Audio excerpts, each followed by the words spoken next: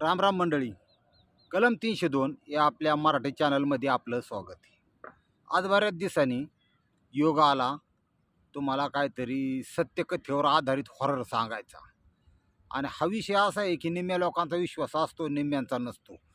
ज्यांना अनुभव आला आहे त्यांचा विश्वास 100% असतो. ज्यांना अनुभव नाही ते विज्ञानवादी असतात, त्यांच्यासुद्धा मताचा आपण आदर केला पाहिजे. पण ही दुनिया अशी म्हणजे बाप दाखव नाही तर श्राद्ध घाल असा प्रकार असतो. त्याच्यामुळं आपण काय करतो की बाबा जिथं सत्य आहे, उगाच काहीतरी सांगायचं आणि तुमचा टाईमपास करायचा हा हेतू नसतो. तिथं सत्य आहे आणि 4 लोकांनी चौकशी केली तिथं जाऊन तर त्यांना ते सत्य सापडलं पाहिजे, ती स्टोरी आपण घेतो. अशा प्रकारची स्टोरी. आणि सगळ्यात महत्त्वाचं म्हणजे माझ्या घरापासून 28 ते 30 किलोमीटर अंतर जास्तीत जास्त. 30 पण नाही, 28-29 जवळचा विषय. त्याच्यामुळं त्याच्या डीपमध्ये जास्त खोलवर किंवा व्यवस्थित मी जाऊ शकतो, हे महत्त्वाचं आहे. पुणे जिल्हा, त्यातला एक तालुका आहे दौंड. एकदम एका बाजूने हायवे, रेल्वे, नदी उभा तालुका आहे असा तो. आणि त्या दौंड तालुक्यात मुख्य तालुक्याचं ठिकाणी दौंड. तिथले आपले सबस्क्राईब असाल तर कमेंट करत्या, म्हणजे वस्तुस्थिती तुम्ही सांगावं. तिथलं आता आपल्या महाराष्ट्रात प्रत्येक तालुक्यात आपले माणसं आहेत, आपले सबस्क्रायबर बंधू आहेत, ते त्या घटनेला जरा देऊ शकतात. कमेंट करायला विसरू नका. ह्या दौंडमध्ये तिथली परिस्थिती थोडंसं, जो मेन रोड जातो म्हणजे थोडा सिद्धटेचा अष्टविनायकाला गणपती आहे ना, त्या ठिकाणी जाणारा रोड. मेन जे छत्रपती शिवाजी महाराजांचा पुतळा आहे, ते पुतळा ओलडून त्या चौकातून पुढं गेलं की भीमनगर लागतं. भीमनगरच्या थोडं पुढं गेलं की उजव्या डाव्या साईडला कचरा डेपो. आता कचऱ्यात तिथं प्रमाण कमी झाले, मग कुठंतरी इतर टाकायचं. पण घटना 2013-14 ह्या दरम्यान घडलेली आहे आणि अतिशय भीषण भयावह अशी घटना आहे. कचरा डेपो ओलांडला की एक राईट टर्न आहे आणि एक राईट टर्न ओलडून थोडं पुढे गेलं की परत पहिल्यांदा राईट नंतर लेफ्ट, असा यस कसा असतो तशा प्रकारची ती वळणं. काय कारण असं माहीत नाही, पण ती रस्ता तसा असल्यामुळं त्या रस्त्याला इतके, त्या टर्नला 2 इतके भयंकर अपघात आणि इतके जीव गेल्यात मापाच्या बाहेर. त्यांना त्या दौंड जे रहिवासी त्यांनाच माहिती. अष्टविनायकाला पुणे, मुंबई, नाशिक मार्गे त्याच रोडने लोक जातात. पण जिथं आपल्याला काय माहितीच नाही, जागा खराब आहे काय आहे, त्याबद्दल लोक गाडी कुठं उभी करतात, लगी करणार, जाणार पुढं. पण जे लोकल रहिवासी त्यांना सगळा विषय माहीत असतो. किती आत्महत्या तिथे गेलेले आहेत, किती जीव गेलेले आहेत त्या अपघाती. ते कधी तिथं डोकं लावित नाहीत, जातच नाहीत रात्रीच तिकडं. काय ते घेणं नाम ना देणं नाम नकोच, आपलं काय असेल ती घरीच, असा प्रकार असतो. त्या ठिकाणी अक्षय उत्तम कांबळे हा जो पोरगा आहे, घरची परिस्थिती गरीब, सकाळच्या पारी उठायचं, आईने हाक मारली, पोरगा 17 वर्षाचा अक्षयला. अक्षय उठ, दिवस पार डोक्यावाला, डोंगा ऊन पडली तरी तुम्ही उठत नाही असं नाही. म्हातारीने बडबड चालू केली, हे उठला. आता बरेचसे जे म्हणजे त्याला काय म्हणतात, डाय हार्ट फॅन एखाद्या व्यक्तीचा, महामानव बाबासाहेब आंबेडकरांचा फोटो हातून लावलेला, उठला की त्या पोराच्या डोक्यात असं की उठला की बाबा आपल्याला आंबेडकर नजर पडावीत, हा हेतू चांगला. शेती नाही घरची, सरकारी धान्य घरात यायचं, 18-20 दारिद्र्य घरात. पण त्या पोराचं असं म्हणणं होतं, तो 12वीपर्यंत शिकला बी, पुढं काय डोकं चालवणार, काहीतरी उद्योग व्यवसाय करावा आणि त्यासाठी आपण 4 पैसे भांडवल तयार करावा आणि आपल्या आईवडिलांना सुखी ठेवावा, हा त्या अक्षय कांबळेचा साधा दृष्टिकोन. बाबासाहेबांच्या फोटोकडनं दर्शन घेतलं, उठला, मिसरी हातात ओतली, खसा मिसरी लावली, तर म्हातारीने काळा कुरकुळी चहा केला. कारण गरीबाच्या घरी दूध नसतं प्रत्येक वेळेस. चहा आणला आणि म्हणला मी आता कामावर जातो. म्हणली आता तुझा धंदाचा असा आहे की सगळं जग म्हणले, म्हणजे आई म्हणत होती त्याला, तुझा धंदाचा असा आहे, तुझा व्यवसाय, तुझी नोकरीच अशी आहे की सगळं जग रातभर झोपतं, तू आणि लोक दिवसभर काम करतात. तुझं उलटं आहे, तू दिवसभर झोपतो, रातभर काम करतो. तो मला असं काय नाही, आपल्या या जगात वॉचमनसुद्धा अक्षय मानला असं आहे. वॉचमॅन हाला त्या बिचाऱ्याला रातभर डोळं फोडून काढतात, जागावं लागतं. मी एकटा जागत नाही, कारण नोकरी होती 2 नंबर, नाईलाजी. 2 नंबर कशी, भीमा नदीचे पात्र आहे, हीच भीमा माझ्या पाठीमागे तुम्ही बघताय.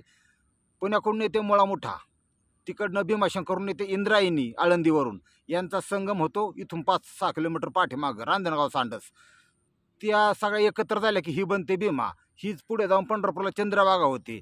पण इथून साधारण 20 किलोमीटरवर स्ट्रेट तिला परत गोड नदी येऊन मिळते, काष्टी मार्ग येणारी. अशी वाढत वाढत नदी पात्र पुढं चालतं. ह्या भीमा नदीत काळं सोनं भयंकर दडलेलं आहे. काळं सोनं म्हणलं की त्याला म्हणतात वाळू, आणि वाळू माफियांची नजर त्याच्यावर असणं साहजिक आहे. काही राजकीय पटऱ्यांची नजर असणं साहजिक आहे, कारण माल वाटावा लागतो इलेक्शन आल्यावर. आता विषय असा आहे, तिथं काही लोक चुरून पोलीस प्रशासन, तुमचं ते तहसीलदार असं यांच्या रेड पडतात म्हणून रात्रीचे वाळू काढायचं काम. आता ही काही गरीबाचं काम नाही वाळू काढायचं. गरीबाला जर वाळू काढायचा प्रयत्न केला ना, त्याला कमीत कमी 15 वर्ष आत टाकतात तुम्हाला सांगतो. ती मोठ्याचे कामं, त्याचा हात आहे, त्याचा संमत आहे. हॅलो फोन करा ना साहेबांना, माझी गाडी पकडली, त्यांचं काम येते. ही आतलं जग आहे तुम्हाला सांगतो. 2 नंबरवाल्याचं जग, कच्चून पैसा त्यांच्याकडे. एखाद्या गरीबाच्या ती एखाद्या मोठ्याची गाडी आली ना, गरिबांनी 10 हात लांब सारखा त्यांनी जर उडवलं ना तर तुम्हाला न्याय नाही देणार ठेवा. आता अशा ठेकेदाराकडे तो पोरगा अक्षय उत्तम कांबळे हा लागला कामाला. तो म्हणलं हे बघ तुझं काम काय, तू फक्त देखरेख करायची, आणि हे जे लेबर आहे ह्या लेबरला काय हवं नको ते पाहायचं. मग ती सिस्टीम अशी चालायची.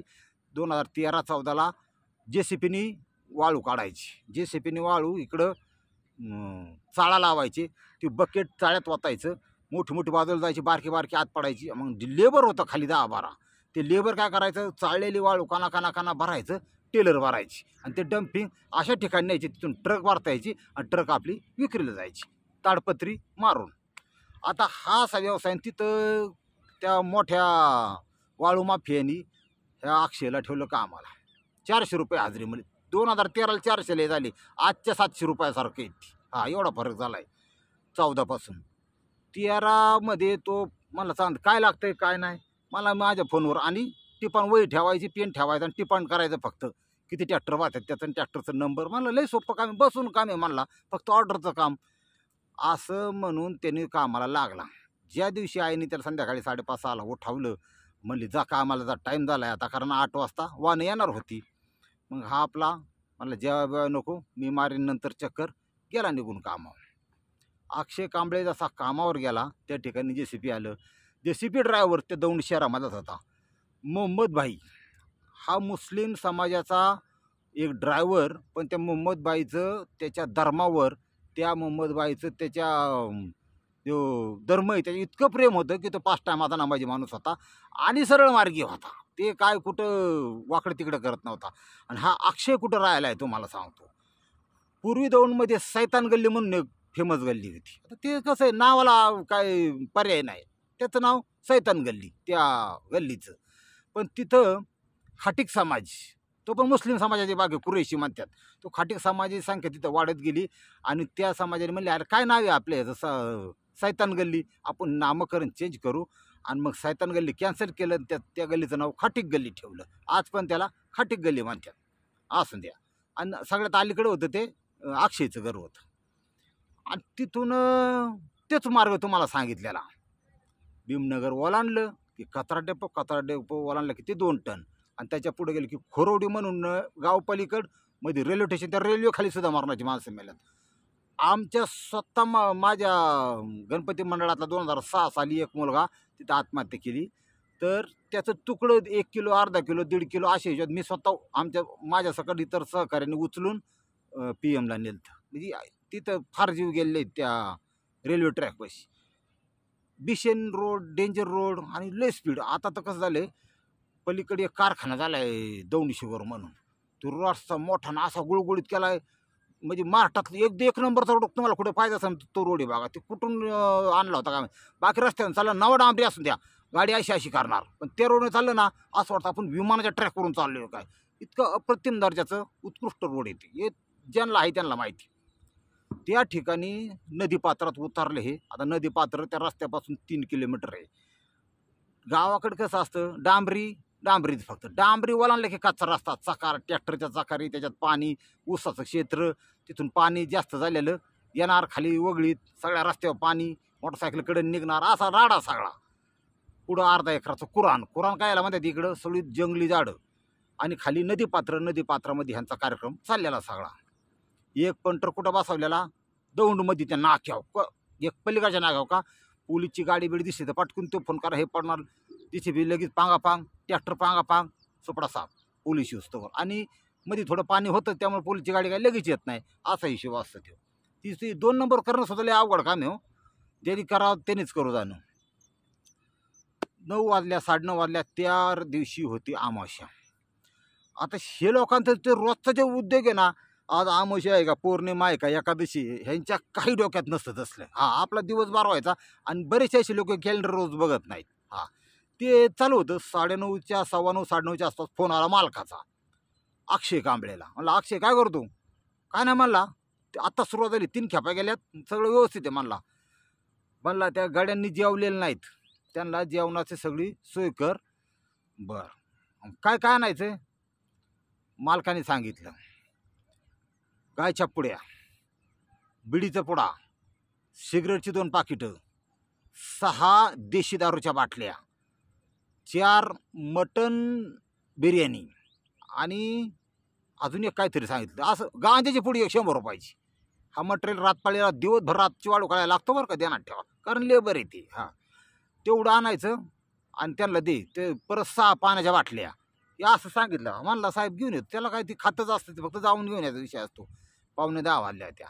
अक्षयने जाता मुंबईत बायला म्हणला आणायला चाललोय मी, तुमचं चलून द्या, मग ट्रॅक्टर मोदतवर. ते म्हणला डन चालतंय तू जा. मोहम्मदबाईची त्याची घराशेजारी राहायला असल्यामुळे चांगली ओळख होती आणि मोहम्मदबाई माणूस सरळ मार्गी होता. आता हे निघाली, हा स्प्लेंडर गाडी होती जुनी मालकाने दिलेली. पुढं नंबर प्लेट नाही, मागं नंबर प्लेट. वाळूवाल्याला नंबर प्लेट नसती, त्याचा हायवा का असाला नंबर प्लेट नसती. बेगी बेगी गावायला नको पोलिसांना नंबरवर, गाडीवर सुद्धा केस होती.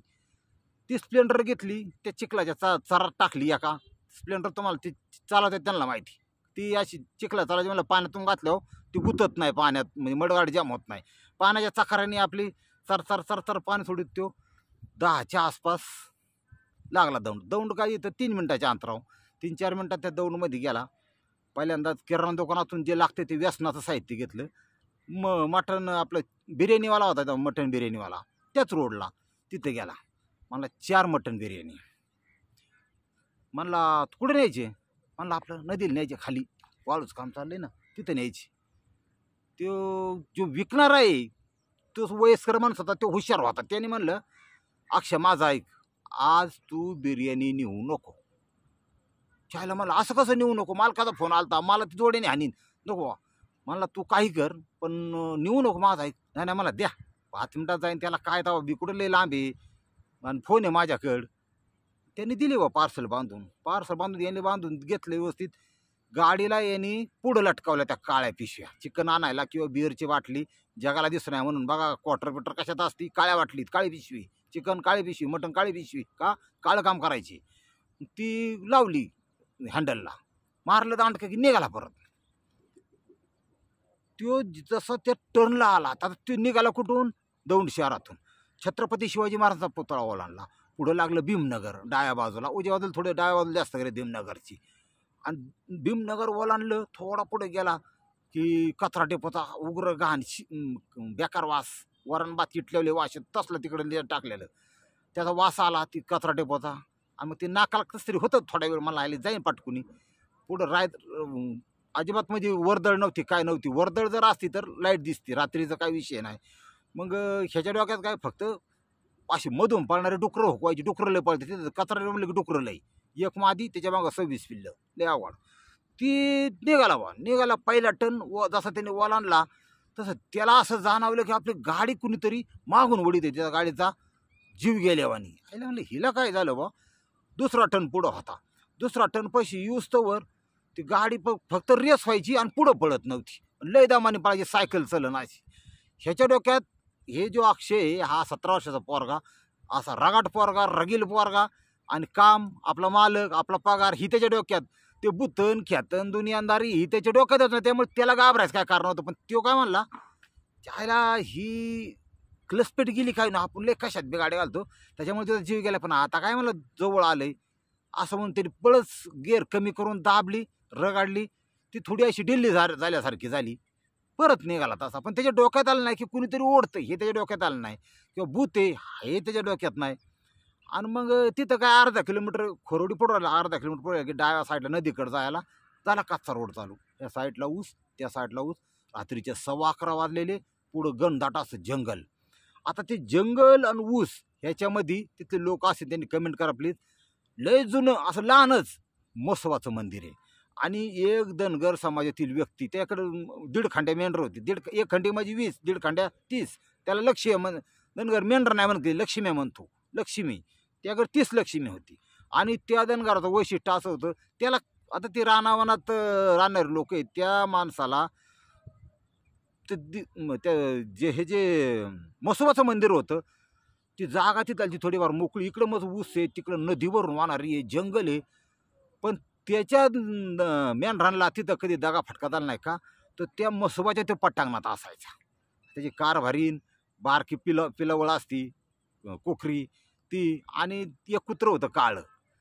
तेवढं तो राहायचा बा तिथं. त्या बाबळीच्या त्यात शेंगा पडल्या, त्या शेंगा कडा कडा कडा कडा मेंढर खायची. ते विचार राहायचा. आणि धनगराच्या माणसासारखी श्रद्धा महाराज कोण ठेवत नाही. सतोबाची भक्त बघा, बिरोबाची भक्त बघा, किंवा आपल्या बाळूमाची भक्त बघा. ही माणसं त्यांचं जीवन अत्यंत कठीण आणि कष्टमयरित्या जगतात आणि 4 पैसे गाठल्या पाळून असतात. हे पण सांग, रोज त्यांचं 15-20 किलोमीटर चालणं होतं. हा, आणि असा एक धनगर त्या ठिकाणी मेंढराला असायचा. पण नेमका त्या दिवशी तोही नव्हता तिथं. कदाचित त्याला हे आमुष्याचं गणित माहीत असावं म्हणून तो आपला दुसरीकडे गेला असं. नाही तर तो माणूस कायम असायचा तिथं. आणि ह्याच्या डोक्यात काय आमुष्य मी तसलं काहीच नव्हतं. जशी गाडी त्याने त्या 2 ऊसाच्या मध्ये घातली आणि ते अंतर किती 100 फुटाचं पाण्याची चाकार, आणि तिथून आलेला ना तो 1 पाऊण तासापूर्वी त्या चाकारीत जशी त्यांनी गाडी घातली, थोडे 50 फूट गेली असेल बा, अशी गाडी चिकटून बसली खाली. म्हणजे ती गाडीच पुढं सरकारा. तो टायर फिरायचा, असा काळा कुठं अंधार, पुढं लाईट चालू, मागं बी टेल लॅम्प चालू, मागं बघायचं गाडी असं जसं काय ती काय चिकटले बा तिला काहीतरी असं. ती गाडी थांबली. गाडी थांबल्यावर मग तरी याला डोक्यात येईना काय. याने काय केलं, मला खाली उतरावा, कठाडा आहे त्या कठाड्यावर पाय द्यावा, साईडचा कट, आणि त्याच्यातून गाडी आपल्या ताकदीच्या जीवावर रिटीत न्यावा पुढं, आणि थोडी पुढे गेल्या मग परत बसावा. आणि लाईट चालू ठेवली का, लाईट त्याला उजेड असावा म्हणून. कारण हे जर बंद केली, गाडी बंद केली, लाईट बंद. त्या मटणाच्या पिशव्या त्यांनी तिथून काढल्या आणि त्या कटावर खाली ठेवल्या, ऊसाच्या कडाला बरं का, तिथं ठेवल्या. परत गाडी धरली आणि असा रेटाय गेला. तू एकदम सायकल किती अशी हलकी सहज होती, सहज गाडी पुढे गेली. मग त्याला रेटायची गरज नाही, काय नाही काय नाही. त्याने काय केलं, एक 5-6 पावलं ते तिथून गाडी फक्त पुढं काढली. परत तिला स्टँड लावलं आणि मटणाचे ते गाय छाप तांबाखू अमकं तमकं त्या पिशव्या होत्या बिडीच्या, त्याने यायला मागं आल्या. त्या पिशव्या जशा घेतल्या त्यांनी परत गाडीला अडकावल्या, परत बसला, परत गाडी गुंतली. आता मात्र हा अक्षय कांबळे पुरेपूररित्या गाभारला. त्याच्या डोक्यात लगेच खटका बसला की मटण खाली ठेवल्यावर सोडतंय, आणि मटण गाडीला त्याचं मटण खायला घेतलं की ती ओढतंय. 101 टक्का त्याला त्याच्या आईने सांगितलं लक्षात गेलं, शब्द लक्षात आले. आणि आई कुणाची असून द्या, आई कधी चुकीचं सांगत नाही. आई त्याला सांगित होती की आवस पुनवचं, म्हणजे आमुष्या आणि पुनम ह्या दिवशी तू मसन वाट त्या ठिकाणची वाळू नदी या ठिकाणी जाऊ नको. तेव्हा त्याच्या डोक्यात बसले, आमुष्या आहे का नाही माहीत नाही, काळा कुठं अंधार आहे, पण काहीतरी गाडी ओढतंय. ही त्याच्या पोराच्या डोक्यात आल्यावर त्या पोराला असा सरसरू काटा आला, अंगाला घाम फुटला. आणि सगळ्यात महत्त्वाचं म्हणजे त्याचं पूर्वी जसं इकडं बघ तिकडं बघ खाली बघ वर बघ करायचा आधीच्या प्रसंगात, त्याचं आता धाडस व्हायना पाठीमागं वळून बघायचं. त्याचं मनच त्याला असं सांगायला लागलं की पाठीमागं बघावं तर नाही ते दिसावं असं गाडी वळून धरलेलं बेकारवानी. आणि ते अशा वेळेस माणसाला स्ट्रोकसुद्धा येतो, हृदयविकार झटकासुद्धा येतो. त्याच्यामुळं त्या अक्षय कांबळेला काही डोकाला थरथर हात कापायला लागलं. काय करावं काय कळलं. मग त्यांनी फोन काढला पुढंच बघत बरं का, बट्ट दाबली, मोहम्मदबाईला फोन केला. मोहम्मदबाई मी सगळं घेऊन आलो, पण ह्या ऊसाच्या आपलं मंदिर म्हसोबाचं त्याच्या पुढं थांबलोय, आणि गाडी इतकी गुंतून बसली. गाडी मला त्याला बिया वाटते, तू लवकर इकडे तुझ्या पाया पडतो. त्याला जेवढं बोलता येईल तेवढं बोलला. मोहम्मदबाईचा तिकडून आवाला म्हणला, अक्षय 3च मिनटं थांब, मी तिथून आलो, 3च मिनटं थांब. मोहम्मदबाईंनी काय गांभीर्य काय परिस्थिती असेल ती पाटकुनी ओळखली, बकेट काढून घेतलं, मुडपून घेतलं, दांडा गिअर टाकला की असा थेट कुराण ओढूचा कुराण अर्धा किलोमीटर मुंबईला 5-6 मिनटं लागणारच आहेत. तो आला, पण ह्याला अक्षयला तिथं फक्त गाडीचं रेस चालू ठेवलेलं त्यांनी, पुढं बघायला मागं बघायला नाही, अख्खं पोरग गामाने निथळून निघालेलं. मोहम्मदबाई तिथं 3, 4, 5 वेळा येडा मारून गेला. ह्या अक्षयला मोहम्मदबाई दिसला नाही आणि मोहम्मदबाईला बी अक्षय दिसला नाही. अवघड काम आहे का नाही बघा. त्याला दिसलाच नाही, तो लाईट लावतोय त्याला कुठेच दिसाना. परत यांनी फोन केला, नाही मोहम्मदबाईचा फोन आला याला. मग अरे मला मी अर्धा तास झाली येडपड मारतो इथं एवढ्या त्या मंदिराच्या पुढे इकडून तिकडून, मला तू आलाच नाही मोहम्मदबाईवर, मला दिसलाच नाही. म्हणलं मी तर फिरतोय पण मला तू दिसाना. मोहम्मदबाई हा 5 टायमाचा नमाजी माणूस होता. त्यांनी डोकं लावलं, म्हणला काम कर, व्यसनाचे जे पदार्थ आहेत ती गाडीला पिशवी राहून दे, आणि मटण ज्याच्यामध्ये बिर्याणी, ज्याच्यामध्ये मटण बिर्याणी, हे पाकिटं सगळी त्या काटाव ठेवतो, गाडीला किक मारून सरळ चलत येतो. हे कर. त्यांनी टूप पिटले अक्षयची. त्यांनी मटणाच्या त्या बिर्याणीच्या पिशव्या काढल्या, खाली ठेवल्या आणि दांडकं मारलं. एकदम लोण्यावानी गाडी चालायला लागली. चरा चरा चरा चरा लगेच गाडी चालायला लागली. मी त्याला सोडलं. थोडी चालायला लागल्यावर गार हवा लागली त्याच्या शरीराला मस्तपैकी, घाम आला होता. पुढं बघतो तर मोहम्मदबाई जीसीबी घेऊन उभा लगेच तिथंच. म्हणला इतका वेळ झाली मी तुला बघा. म्हणला तो मला आता बोलू नको. त्या मोहम्मदबाईंनी हे अक्षय बघितलं, ते डोळे सुजले होते, डोळे लालसर दिसत होते संपूर्ण घामाने शरीरावर. त्यांनी परिस्थिती ओळखली. वयस्कर माणूस होता 40-42चा. म्हणला तू चल, आधी काय विषय नको काढू, मला चल खाली. गाड्यांच्यात गेला, त्यांना ते तंबाखू दिली काय असेल ती, आणि सगळ्या प्रकार काढल्या. मालकाला सांगितलं, मालक मला चुकलंच बरं का, मी चला आज मला बी आमोशा नव्हती माहीत नाही, मला जाऊन द्या. आता त्या अक्षयने डोकं लावलं की हे घरी नाही सांगायचं, कारण आईला जर सांगितलं आईचा भाव एवढा कडक आहे, जाळ झाला म्हणजे 10 डबरा केलं तुझ्या कामावर, दुसरं आपलं काही कर पण ते काम नको, आणि त्याला ते काम सोडायचं नव्हतं. त्यांनी घरी काही सांगितलं नाही. घरी आला सकाळच्या पारी पाठ 5-5:30 वाजता. घरी नाही आला. तो मोहम्मदबाईने त्याला उठवलं, जीसीपीत बसून राहिला तिथं. तो उतरलाच खाली, आभारलं होतं ते, ही गाणं ऐक ती गाणं, त्याचं काय मन लागा ना. मग मोहम्मदबाईने ओळखलं. म्हणलं आता 5:30 वाजल्यात, दिवस उजळायला लागलेला आहे आणि हा आमच्या नमाजाचा टाईम आहे, पहिल्या प्रहाराचा. तू अजिबात टेन्शन घेऊ नको, आता आपल्याला काय होत नाही, मी येतो तुझ्याबरोबर, चल. मोहम्मदबाईंनी असं उजाडलं होतं, चांगलं दिसायला लागलं होतं. त्या ठिकाणी गेले ते स्प्लेंडरवर परत, जिथं ते ठेवलं होतं तिथं. त्या ठिकाणी ठेवल्यानंतर मोहम्मदबाईंना तू इथंच थांब. त्यांनी मोहम्मदबाईंनी साईडला ऊसाचं क्षेत्र होतं, एक ऊसाचा दास काढला, 2-2.5 फुटाचा तुकडा, ऊसाचा तुकडा काढला, आणि त्या ऊसाच्या तुकड्याने त्या काळ्या पिशव्याला वराचे बंद असतात बघा, त्या सगळ्या ह्याच्यातून त्या तिथून त्या जागेवर उचलल्या, थोड्या दुसरीकडे ठेवल्या. आणि काय विषय नेमका नीट बघितला तुम्हाला सांगतो, अशी परिस्थिती होती. 4 मधील बाथाचं पाकिट वेगळं होतं, मटणाचं वेगळं होतं. बघा आता परिस्थिती. बाथाच्या जे पाकिट होतं त्याला म्हणजे असं शिवलंच नाही काय. जी पिशव्या होत्या प्लॅस्टिकच्या काळ्या कलरच्या, एका ते डबल घातलेल्या, त्या पिशव्या वर नाही काय नाही, मधोमध अशा चिरल्या होत्या. 2 पिशव्या, त्यातल्या 2 पिशव्यामधलं मटण खाण्यात आलेलं होतं. भात खाल्लं नाही पण मटण खाण्यात आलेलं होतं. विषय असा आहे की जे मटण खाल्लं होतं ते मटण खाऊन त्याचं जे काय म्हणतात ते हाडूके, ते हाडूक खाली टाकले होते. आता मला सांगा, तुम्ही म्हणता रातभर जंगली शॉपद कुत्रे आलसन खाल्लं असेल. मग म्हणला कुत्र्याने जरी खाल्लं असतं तर कुत्रं मटणला हाडका सकट खाल्लं, उलटं हाडूक कुत्र्याला लय प्यार, म्हणून तर आपण त्याला हाडाड म्हणतो. जी त्याचं प्रिय वस्तू त्यालाच आपण हाडाड म्हणलं की पळत येईल आमची.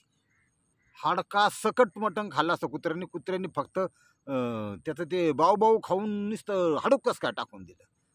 ते दोन्ही खाल्ली. मग मोहम्मदबाईंनी त्याला सांगितलं, म्हणलं चल इथून तू आता, ते तिकडं उसातच टाकून दिला होता विषय, चल म्हणला तुझं काय नाही आता, म्हणला घरी जा, देवाचा अंगारा लावून झोप, काय नको टेन्शन घेऊ. आणि मग हा पोरगा घरी गेला, झोपला. आईला वाटलं नेहमीप्रमाणे आलाय, तिने कोरा चहा करून दिला, जेव थोडा, नाही मला भूक नाही.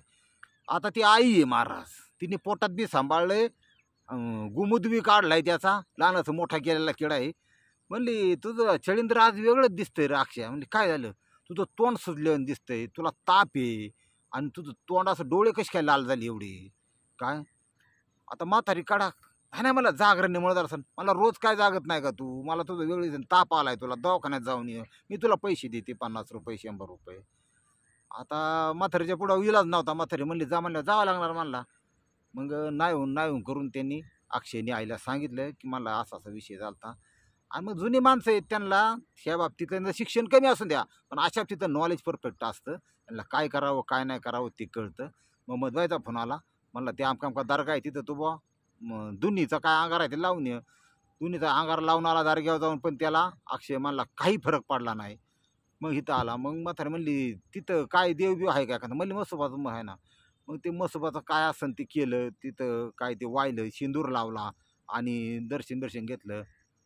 रट्ट्याच गुण आला अक्षयला आणि तो त्या 2-3 दिवसाच्या कामानंतर त्यातून मोकळा झाला, त्यातून विषय. पण त्यांनी त्यानंतर तो जो त्या इलाक्यातून जायलाच नको बाबा, म्हणजे ज्या गावाला जायचा त्याचा पत्ता कसा विचारायचा, म्हणून त्यांनी ती नोकरी पण सोडून दिली. आणि विषय असा झाला होता की जो त्यांनी पहिला आणि दुसरा टनला ते अनेक लोक मिली, तो जो आत्मा आहे तो पुरुषी आत्मा असा आणि तो आत्मा तिथूनच त्या माटणाच्या मागं होता. त्याची गाडी जी ओढत होते ना 100% त्याच्याबरोबर होता. पण हे तर ही पोर सर याला काय कळतं नेमकं काय आणि कसं. जेव्हा चिखलात ओढून धरली त्यांनी पिशवी ठेवली, आत्मा गाडी सोडून द्यायचा. त्यांनी पिशवी गाडी लावली की ते ओढून धरायचा. त्याच्यात थोडासा त्याला त्रास झाला त्या गोष्टीमुळं. कारण पोरासोरांचं कसं आहे, तिला डोकं लावित नाही. त्यांच्या डोक्यात ते रॅकसारखे म्युझिक गाणं अमकं तमकं हे, त्यांना अशा गोष्टीचं नॉलेज कमी राहतं. पण जुन्या माणसाला या गोष्टीचं बऱ्यापैकी नॉलेज असतं. ती त्यांनी त्या प्रसंगातून ही जो अक्षय उत्तम कांबळे एका पॉडकास्टवर येऊन मीडियासमोर स्वतः ते सांगितलेलं आहे. आणि आपले जे दौनमध्ये कोणा असं कमेंट करू शकतं, अशा प्रकारे त्या पोराची सुटका त्या आत्म्याच्या तडाख्यातून झाली. आणि असा प्रसंग आपल्या बाबतीकडून चकवासारखा प्रकार घडू नये किंवा अमावस्या आणि पौर्णिमाला शक्यतो 4 चाकीनी 2 चाकीनी प्रवास हाताळावा. एवढं जरी केलं तरी आपण सुखी असं. आणि बाकी आपली जी रक्षा करायला स्वामी समर्थ म्हणजे सक्षम आहेत. भिवू नकोस, मी तुझ्या पाठीशी आहे. रामकृष्ण हरी.